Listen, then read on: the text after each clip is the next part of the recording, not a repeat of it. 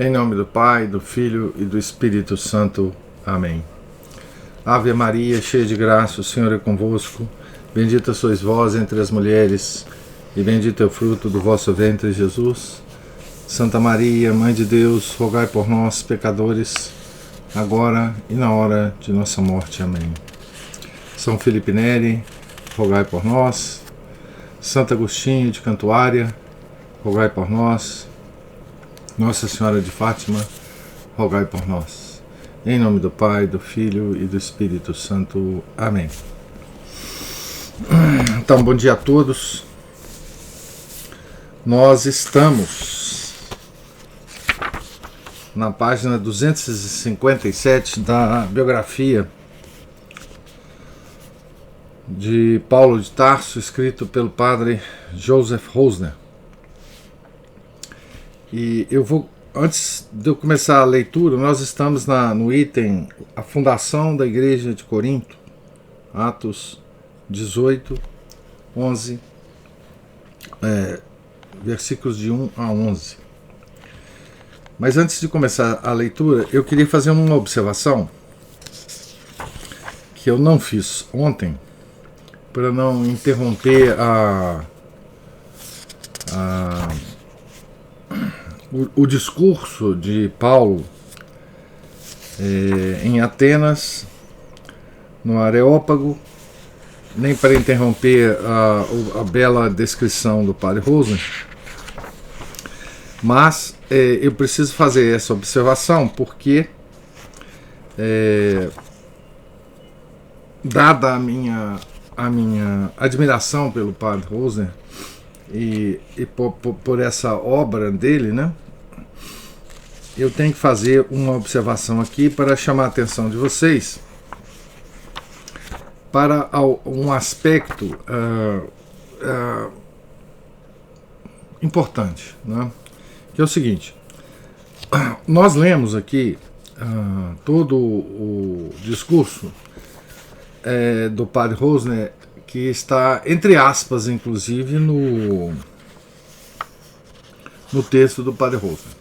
Mas eu não sei se vocês fizeram isso, né? Mas se vocês compararam, se vocês acessaram lá os Atos, né? O capítulo 17 dos Atos, vocês podem perceber que o discurso que aparece aqui é um discurso trabalhado literariamente pelo padre Rosner, na verdade, da versão que existe nos Atos dos Apóstolos, tá certo? Tem inclusive uma nota na página 252 que menciona o seguinte, né? O texto do discurso do Areópago, tal como Lucas o apresenta, pode muito bem constituir apenas um breve resumo e uma versão livre das palavras originais de São Paulo. Começa assim a nota, na página 252. Então, acho que nada mais natural de que padre Rosner tenha, digamos assim, trabalhado um pouco mais literariamente, feito interpolações no discurso de Paulo, que aparece nos Atos, né? Dada o conhecimento que padre Rosner tem de São Paulo, e de fato ficou belo essa versão que o padre Rosner apresenta do discurso aqui. Mas tem dois aspectos aqui que me chamaram a atenção e que há de ter chamado a atenção também de muitos de vocês que já estudaram um pouco sobre a gnose, né, e o panteísmo, principalmente o que o professor Rolando Fedeli escreveu sobre isso. Nós já fizemos um comentário longo e a leitura do livro do professor Orlando sobre esse tema, né? Sobre o que ele chama de antropoteísmo. E há aqui uma expressão nessa interpolação que faz o padre Rosner que nos leva a fazer essa reflexão. Tem uma frase na página 250, se vocês tiverem o livro à mão aí, eu pediria que vocês voltassem à página 250. No terceiro parágrafo dessa página, nós estamos dentro do discurso do Paulo, tá certo? E é a primeira frase, é uma frase longa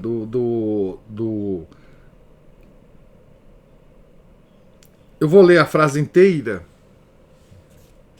Vou chamar a atenção para a parte que eu quero. O parágrafo começa assim: Deus estabeleceu limites para as diversas nações e uma duração determinada para a sua vida. Mas embora os homens estejam separados pelo clima, pela língua e pelos países que habitam, no entanto estão unidos por um fim comum superior que os une no seu íntimo. Porque ele, com letra maiúscula, Deus, né, introduziu em todos uma centelha de luz do seu espírito, comunicando-lhes o dever de o procurarem. Centelha de luz. Toda vez que eu leio essa palavra centelha, eu já fico preocupado, obviamente, né? E, além disso, uma centelha de luz em seu espírito, comunicando-lhes o dever de o procurarem, de o pressentirem como as apalpadelas. As apalpadelas é uma expressão de Paulo, né? Mas aí ele continua: todos os homens buscam a Deus por natureza. Mas vós, gregos, todos os homens buscam a Deus por natureza. Também é uma outra coisa que me preocupa. Porque essa noção de que todo homem busca a Deus por natureza significa que nós temos em nossa natureza uma tendência a buscar a Deus. E como ele fala centelha de luz, e depois lá na frente, na página 251, ele fala assim: se nós, lá no terceiro parágrafo, do meio para o fim do terceiro parágrafo, ele fala assim: o artista não pode ser inferior à sua obra. Se nós somos centelhas do Espírito Divino, então Deus é Espírito puro e nós estamos habilitados a participar da vida divina desde que Ele nos convide. Então, aqui tem uma série de ideias que liga isso a não só a gnose, que acredita que o ser humano tem em si uma centelha divina, e também uma tendência a considerar que nós temos, por nossa natureza, algo que nos faz buscar a Deus por natureza. Tá certo?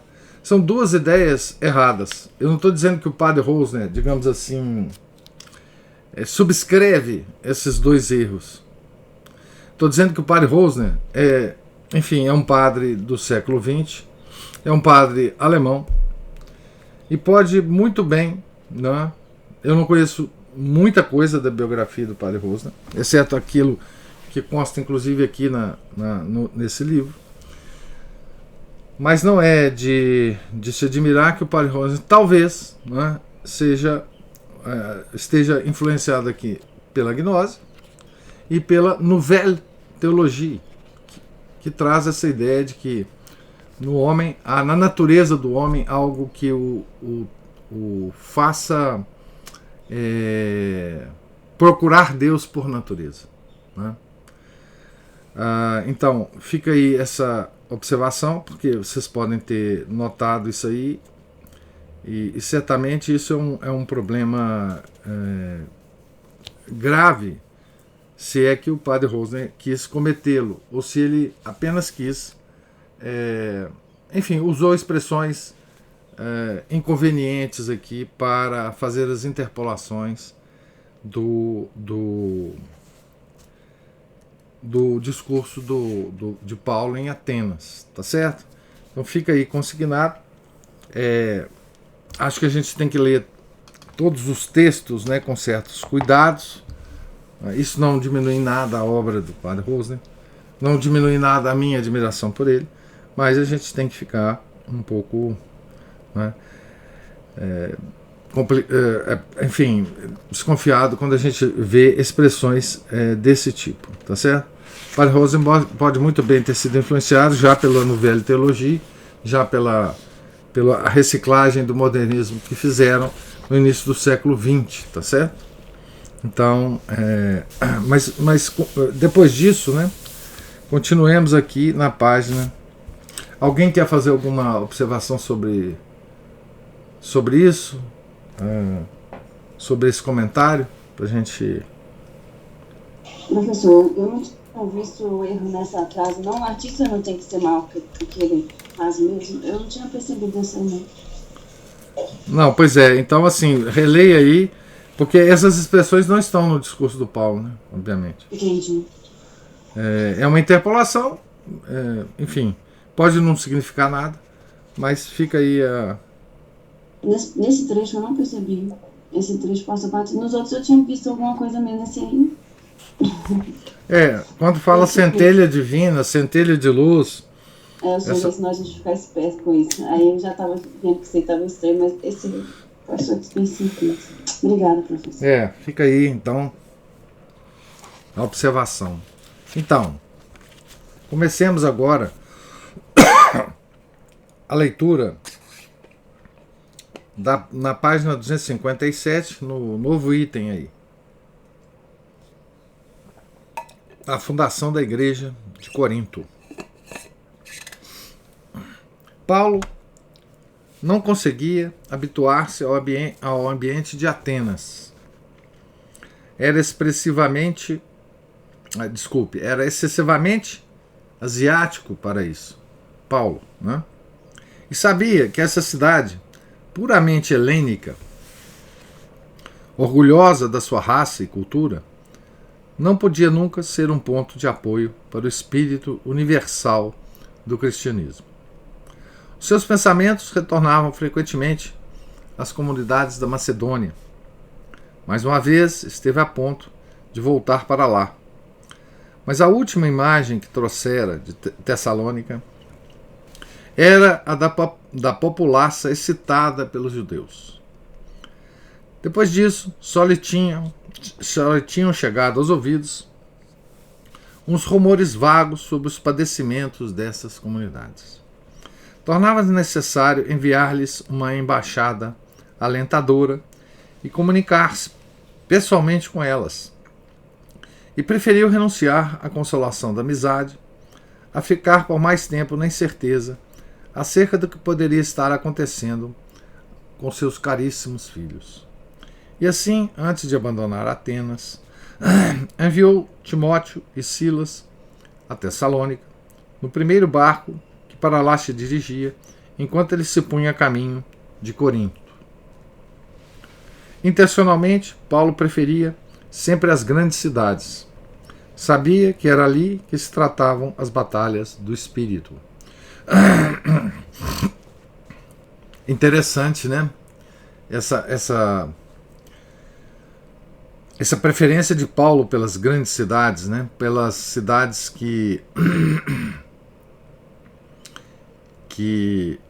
onde ele achava que as grandes batalhas do espírito se travavam, né? E é interessante como que isso mudou, né, ao longo do tempo. Hoje a gente tem muita gente que procura sair das grandes cidades e ir para o campo, para a liberdade do campo, etc, etc. Toda essa ânsia de sair das cidades e ir para o campo, para a natureza, né, é uma péssima influência de Rousseau, né, Jean-Jacques Rousseau, que concebeu a teoria do bon sauvage, né? Essa coisa de fugir da civilização, das coisas da civilização, que são tão ruins, né? Paulo procurava a civilização, né? Porque é lá que o trabalho tem que ser feito, né? É lá que as grandes batalhas do espírito são travadas e vencidas, né? Então ele não era rossoniano, né? Quem dominasse Corinto dominaria a Grécia. Se o nome de Cristo começasse a ser conhecido nesse porto, a sua difusão pelas ilhas em volta seria apenas uma questão de tempo. Essa é que era uma cidade digna da alma do apóstolo. A sua população era nitidamente cosmopolita, como a de Antioquia, e todas as opiniões encontravam ali direito de cidadania. Nesse terreno, a semente do Evangelho podia facilmente lançar raízes profundas. Não sabemos se resolveu seguir pela estrada que conduz a Corinto, por Eleusis e Mégara, uns 65 quilômetros, ou se tomou o caminho mais curto, atravessando o Golfo de Egina por via marítima, até o porto de Cêncreas. Neste caso, aliás, o mais provável, terá partido de Pireu e tomado diretamente o caminho do Istmo, situado entre Salamina e a ilha de Engina, onde o mar se assemelha a um lago alpestre, circundado de abruptas paredes rochosas e semeado de inúmeras ilhotas. Aqui ele está descrevendo tão bem, né, porque certamente ele passou, né, por lá, tá certo? Aqui tem uma foto pouco nítida na página 258, uma foto do Istmo de Corinto, né? Mas ela é um pouco nítida, enfim. Durante a travessia, Paulo teve tempo de pôr em ordem as suas impressões. Nunca sentira tão intensamente como agora o obstáculo levantado pela falsa sabedoria a toda a renovação interior do homem. Santo Agostinho faria a mesma experiência. Na Epístola aos Romanos, redigida alguns anos mais tarde, o apóstolo tenta prevenir os incautos contra essa atitude mental da filosofia grega, o mais forte impedimento para se descobrir a verdade. Abre aspas. São inexcusáveis esses homens, porque, tendo conhecido a Deus, não o glorificaram como Deus, nem lhe deram graças, mas desvaneceram-se nos seus pensamentos e obscureceu-se o seu coração insensato, pois, dizendo-se sábios, tornaram-se estultos e mudaram a glória de Deus incorruptível na figura de simulacros de homens corruptíveis, de aves, de quadrúpedes e de serpentes. Romanos 1, versículos 21 e 23.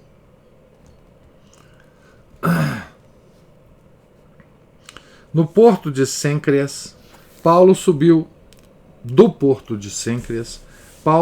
para Corinto numa caminhada de cerca de 3 horas pelas vertentes do Pinheiral de Poseidon e pelo belo vale de Examília.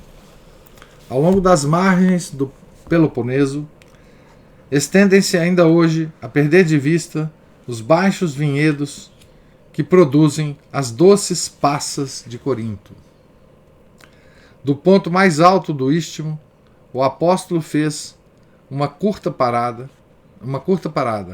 tinha a seus pés 2 mares de cor púrpura, pois Corinto deve a sua glória e ao seu encanto à sua situação privilegiada entre 2 golfos, o do Istmo e o de Corinto, tendo ao fundo as altas montanhas do Peloponeso, a que a natureza deu a forma de patamares bem nítidos e em cujos cumes brilha a neve.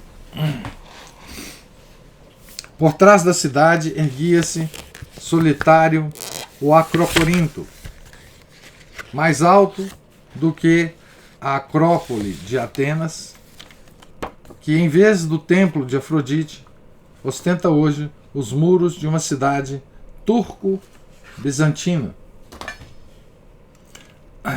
Dali desciam paralelamente 2 muros fortificados até o porto de Licaon, enquanto, do outro lado, a célebre muralha do Istmo descia até perto de Cêncreas, de modo que uma guarnição de apenas 400 homens bastava para vedar a entrada do Peloponeso a qualquer ataque no norte.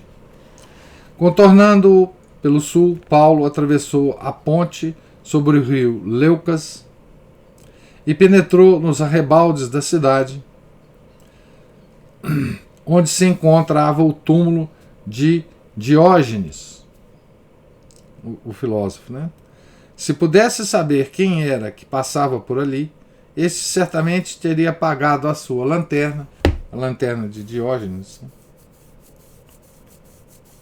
na alegria de encontrar o homem que correspondia aos seus ideais de virtude e pobreza.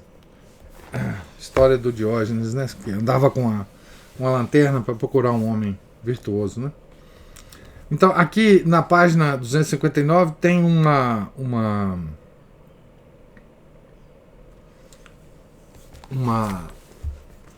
mapa, como tem o mapa. Deixa eu ver aqui se eu tô com o mapa tá aqui embaixo.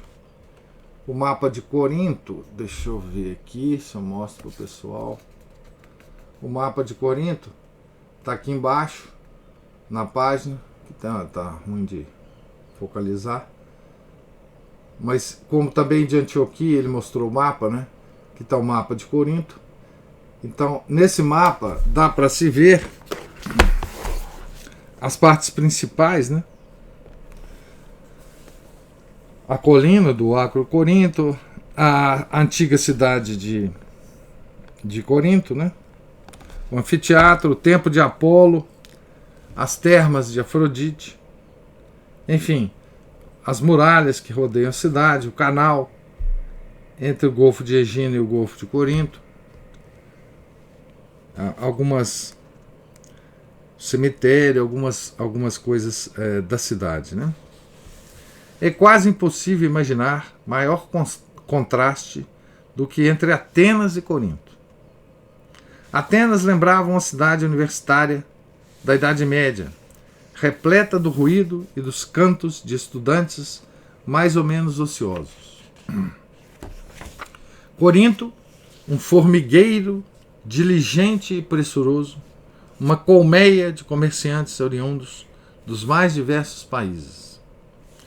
A hegemonia política que exercera sobre a Grécia findara havia muito tempo, e no ano de 146 a.C., o general romano Múmio reduzira a um montão de ruínas.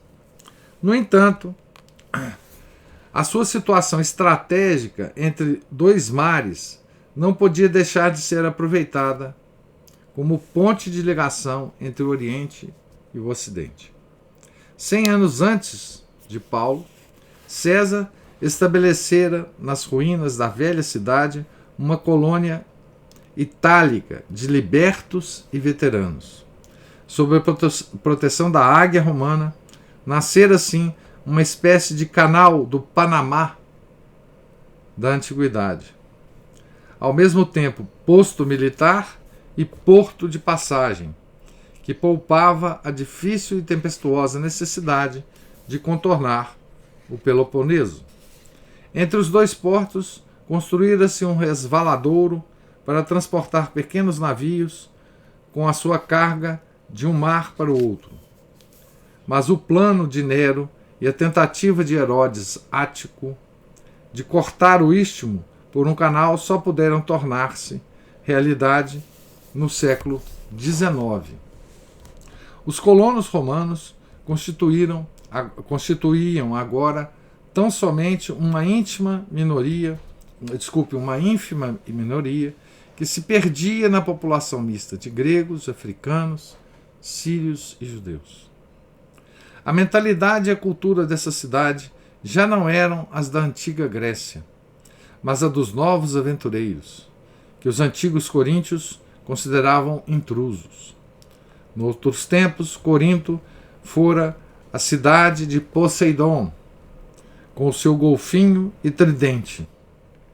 Agora estava consagrada à deusa Afrodite, a impúdica Vênus Vulgivaga, uma variante da Astarte fenícia. O seu templo erguia-se sobre o Acrocorinto, em volta do qual milhares de prostitutas sagradas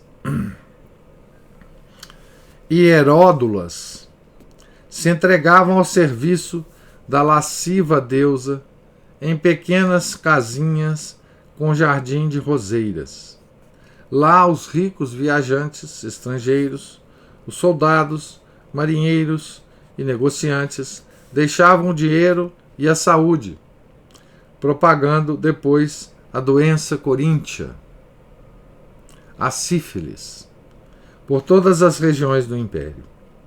Aliás, o célebre provérbio, abre aspas, nem todo mundo pode ir a Corinto, fecha aspas, indicava que os prazeres de lá eram muito caros.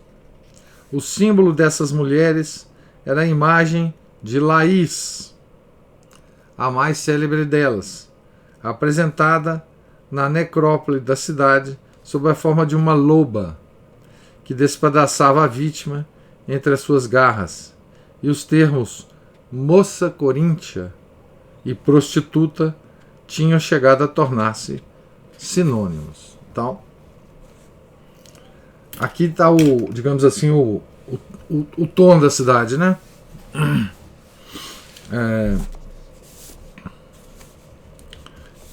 O coríntio ébrio e libertino era uma das figuras cômicas mais em voga no teatro da época.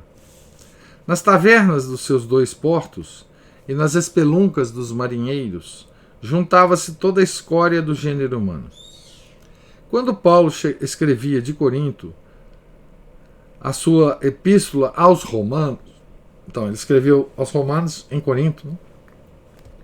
Tinha esta cidade diante dos olhos ao traçar o sombrio quadro do paganismo. Todavia, amou-a mais do que Atenas, porque o maior obstáculo que se opõe ao Evangelho não é a fraqueza da carne pecadora, mas a soberba do espírito.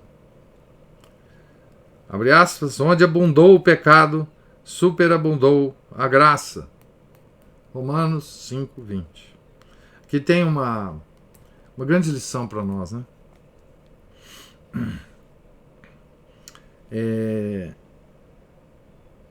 Porque compara a soberba aos pecados da carne, né?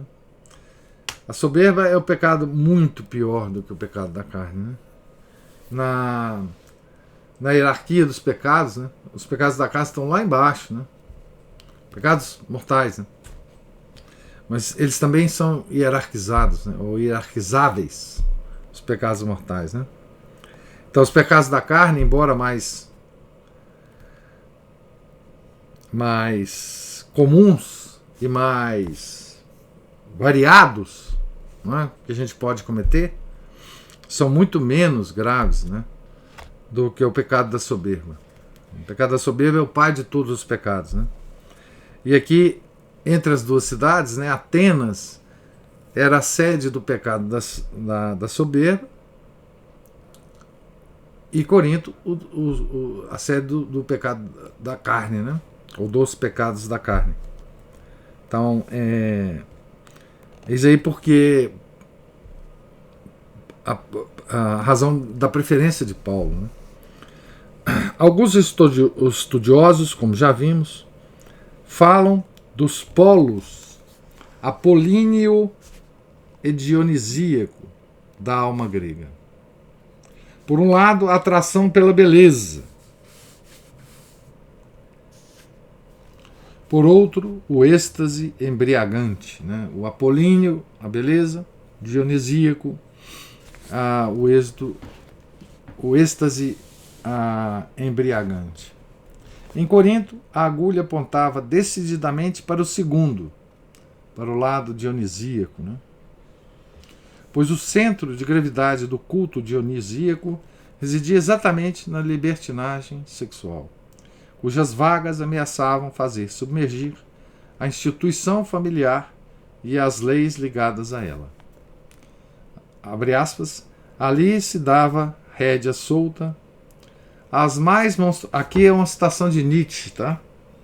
Ali se dava rédea solta às mais monstruosas ferocidades da natureza, até se atingir esse abominável misto de volúpia e de crueldade que sempre me pareceu uma poção preparada por bruxas. Frase de Nietzsche, né? Note que a volúpia, como Nietzsche está dizendo aqui, né? Esse misto de volúpia e crueldade que ele cita aqui, né? A crueldade sempre segue a volúpia, né? Os pecados da carne, quando cometidos por uma espécie de por uma comunidade, né? Mas quando se cria em torno dele, né, uma espécie de culto, como era aqui, obviamente, né? Isso certamente leva à crueldade, né? As sociedades pagãs, pré-cristianismo, eram muito dadas a essas duas coisas, né? A volúpia e a crueldade. A primeira epístola aos Coríntios permite-nos lançar um olhar sobre os abismos dessa corrupção. Nos cultos orientais primitivamente simples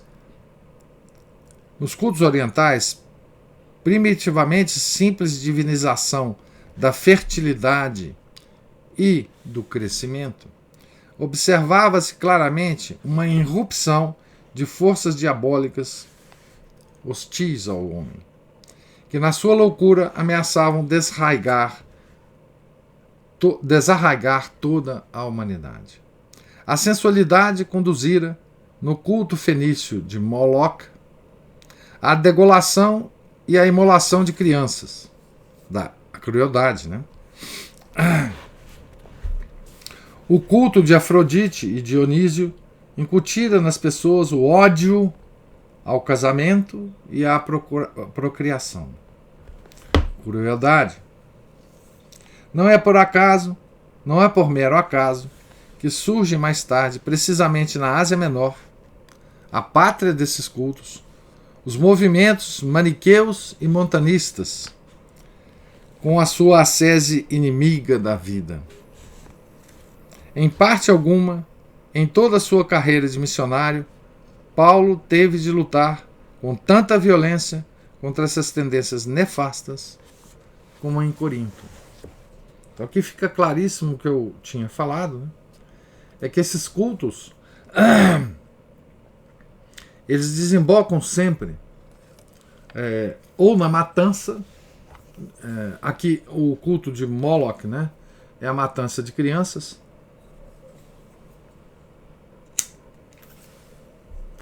Aliás, esse culto existe, né, hoje, que é o culto das abortistas, né?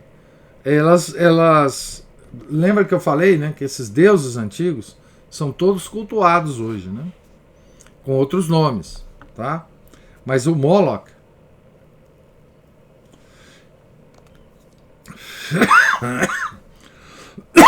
É um deus fenício,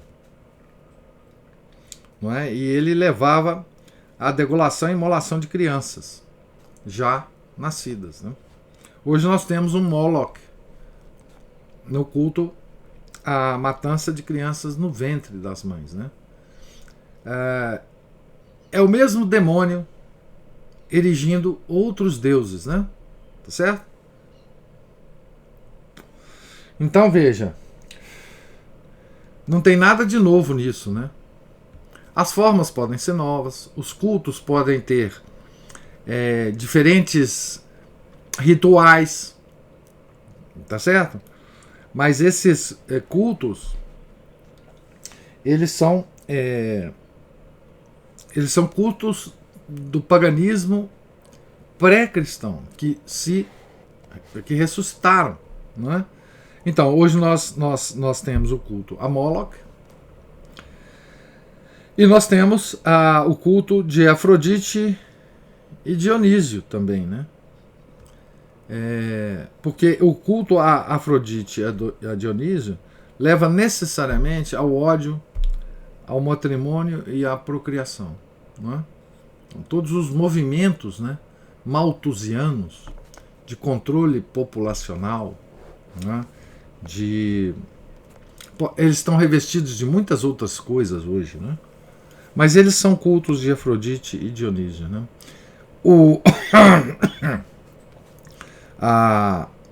E hoje nós temos tecnologia, né, envolvida na coisa, na luta contra a procriação, né, que são os meios anticoncepcionais, né? Mas o nome dos deuses que nós adoramos são esses: Moloch, Afrodite e Dionísio, né?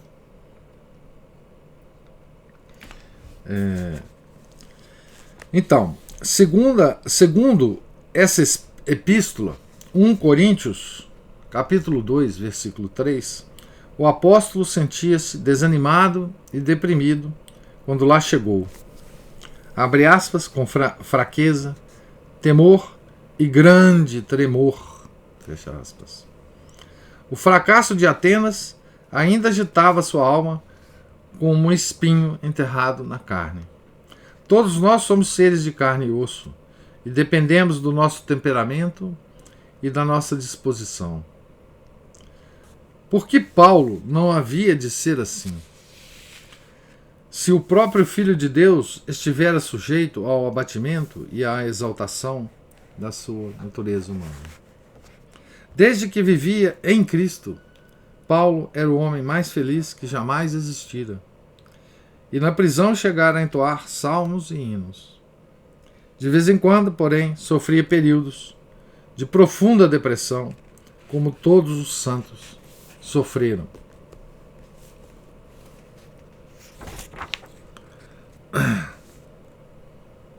Nenhuma, eu estou vendo aqui onde que a gente pode parar a leitura, mas deixa eu continuar um pouco mais.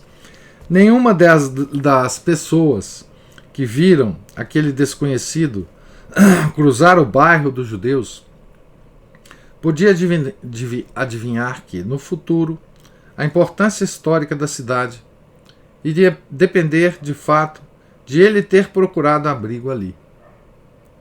Também Áquila e Priscila, o casal de tecelões, donos de um bazar de tapetes, com que Paulo entabulara a conversa, ou a quem fora procurar acidentalmente para pedir trabalho, também eles, nem de longe, suspeitavam que a partir daquele momento teriam seus nomes inscritos nos anais da história e do livro da vida. Áquila e Priscila, muito importantes, né? Áquila acolheu com hospitalidade oriental o seu compatriota sem pousada e apresentou a sua mulher, Priscila. Ambos consideraram uma grande honra ter um doutor da lei como hóspede e companheiro de trabalho, e assim começou uma das mais belas e fecundas amizades da vida de Paulo e da igreja nascente. É provável que Áquila e Priscila já fossem cristãos, pois Paulo não os nomeia entre as pessoas que batizou em Corinto. 1 Coríntios 1, versículo 14. Que surpresa para o apóstolo! Uma família cristã naquela cidade. O seu júbilo e agradecimento por essa providência divina ressoam nas suas cartas sempre que menciona os dois nomes. Não é de admirar que se unisse estreitamente a esses cristãos, talvez os únicos da cidade, e compartilhasse com eles a casa, o trabalho e os meios de vida. A nova amizade foi muito benéfica para São Paulo, sob diversos aspectos, pois dirigiu seu olhar para o Ocidente e aproximou Roma do seu campo visual. O vasto panorama que esse encontro e o nome da capital do mundo lhe desvendavam adequava-se perfeitamente ao seu estado de ânimo, cada vez mais ávido de infinito. Os novos hospedeiros tinham tido uma vida bastante movimentada. Áquila nascera no Ponto, perto do Mar Negro, e começara por estabelecer-se em Roma, onde exercera o ofício de tecelão. Na antiguidade, como todos os viajantes precisavam de uma tenda de campanha, o ofício adquirira dimensões de grande indústria. É provável que tivesse conhecido a sua mulher em Roma. Paulo chamava-lhe Prisca, mas São Lucas a designa por Priscila. Então, vamos terminar nesse encontro inicial. Depois nós vamos ver muito essa presença de Áquila e Priscila no trabalho missionário de Paulo, né? Eu estou aqui na última linha da página 262. Paramos justamente nesse momento em que Paulo, em Corinto, desanimado, né? Deprimido pela visão da cidade, pela visão dos cultos, né? De Afrodite e de Dionísio, né? Massacrado pela visão de tamanha devassidão da cidade, né? Corinto era uma cidade de prostituição, né? Uma cidade em que havia um turismo, né? Mas um turismo sexual, né? Como hoje várias cidades do mundo se caracterizam por isso, né? Hoje isso é absolutamente... existe um turismo sexual no mundo muito ativo, né? O Brasil, inclusive, é um dos destinos, né? Desse turismo, né? Mas há outros locais no mundo, né? Então Corinto era esse destino do turismo sexual, e mesmo lá, né, obviamente a classe alta da cidade se beneficiava de... Note bem, gente, eles iam para o templo de Afrodite e em torno do templo de Afrodite tinham as casinhas das prostitutas, né? Me lembra o bairro que tem em Amsterdã, né? Que é o bairro da Luz Vermelha, né? Red Light District, que é um bairro... Eu não sei se vocês já foram em Amsterdã, se alguém aqui já foi em Amsterdã. Eu já fui e já vi, meus próprios olhos, né? É um bairro, um distrito dentro da cidade, próximo do centro da cidade, inclusive, em que existem várias casas, né? Sobrados, né? Apartamentos que são iluminados por uma luzinha vermelha do lado de fora, significando que ali tem uma prostituta. E em muitas casas tem uma parede de vidro em que você vê dentro desse quarto, né? Você vê inclusive a própria prostituta lá sentada, vestida, enfim, daquele jeito que vocês podem imaginar, né? E você pode, enfim, escolher, né? Entrar ou não entrar, tá certo? Vitrine, vitrine ao vivo, exatamente. Então, assim, eu não sei se... Eu nunca procurei essa informação pela internet, mas deve ter, né? Deve ter digamos assim, informações sobre isso no Google, né? Então, assim, essas casinhas eram em torno do templo de Afrodite, né? Certo? Curiosamente, tem uma...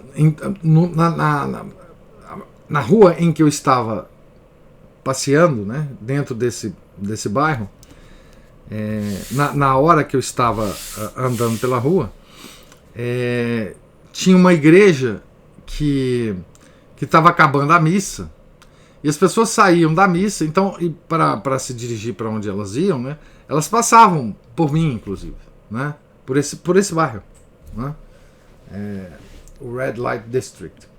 Então, assim, o que Paulo viu em Corinto, né, obviamente, hoje se espalhou pelo mundo, né?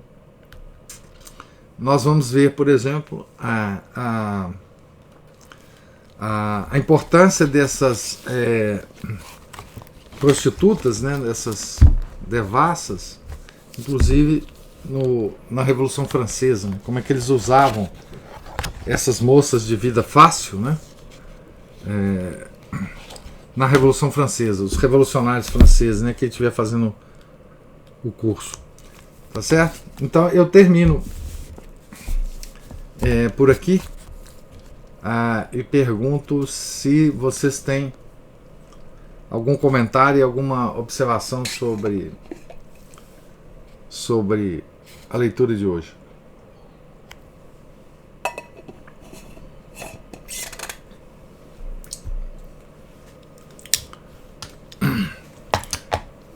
Então, não tendo nenhuma pergunta, nenhuma observação...